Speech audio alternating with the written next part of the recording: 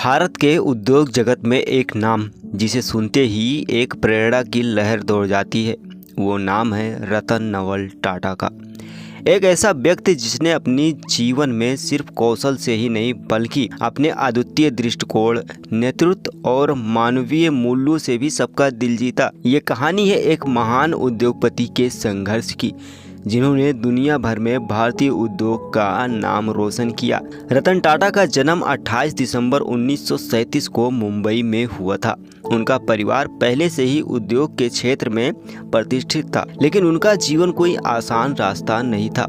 वो एक संपन्न परिवार में पले बड़े, लेकिन रतन जी की राह चुनौतियों से भरी हुई थी। लेकिन रतन टाटा ने कभी भी अपने परिवार के नाम के भरोसे पर कदम नहीं रखा। उन्होंने हमेशा अपनी मेहनत और आत्मनिर्भरता पर विश्वास किया। रतन टाटा ने अपनी प्रारंभिक शिक्षा cathedral and John Connon school से की और बाद में उन्हें विदेश में पढ़ाई करने का अवसर मिला। उन्होंने अमेरिका के कॉर्नेल यूनिवर्सिटी से आर्किटेक्चर में स्नातक डिग्री प्राप्त की और बाद में वो हार्वर्ड बिजनेस स्कूल से एडवांस मैनेजमेंट प्रोग्राम पूरा किया। भारत लौटने के बाद रतन टाटा ने टाटा समूह में काम करना शुरू किया। उन्हें टाटा ग्रुप के विभिन्न विभागों में काम करने का अवसर भी मिला, लेकिन असली चुनौती तो तब शुरू हुई जब उन्हें 1991 में टाटा समूह का चेयरमैन बनने का मौका मिला। 1991 में रतन टाटा को टाटा समूह का चेयरमैन नियुक्त किया गया। यह एक कठिन समय था। भारत एक आर्थिक संकट से गुजर रहा था। टाटा समूह के लिए एक नया रास्ता था और रतन जी को खुद को साबित भी करना था। उनका पहला बड़ा कदम था टाटा इंडिका कार।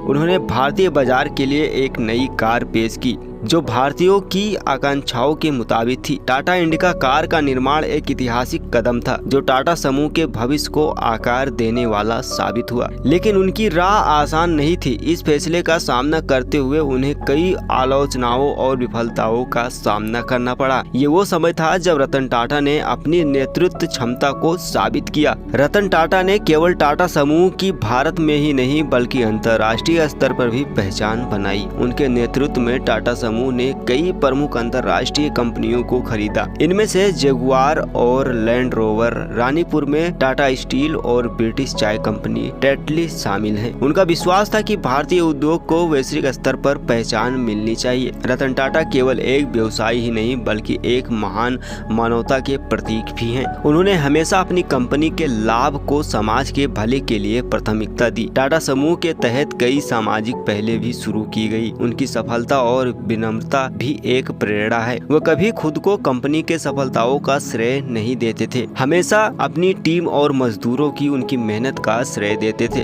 2012 में रतन टाटा ने टाटा समूह के चेयरमैन पद से रिटायरमेंट ले लिया था, लेकिन उनके योगदान ने हमेशा उनका नाम अमर रखा। रिटायरमेंट होने के बाद भी वो समाज सेवा में लगे रहे और कई नई उद्यमों और परियोजनाओं की शुरुआत की और फिर उन्हें अपने जीवन को 9 अक्टूबर 2024 को दुनिया से अलविदा कह दिया। रतन टाटा जी हमेशा अपने देश के प्रति समर्पण किए रह गए।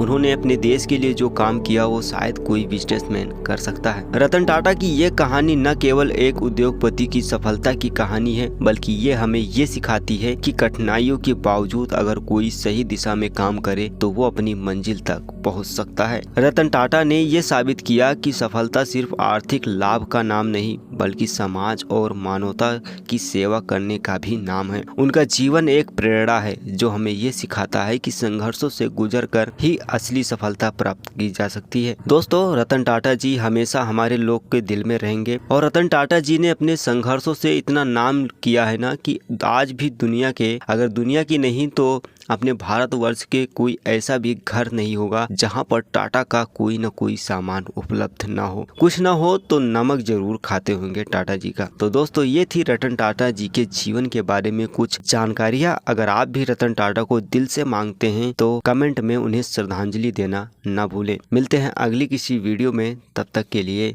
जय हिंद।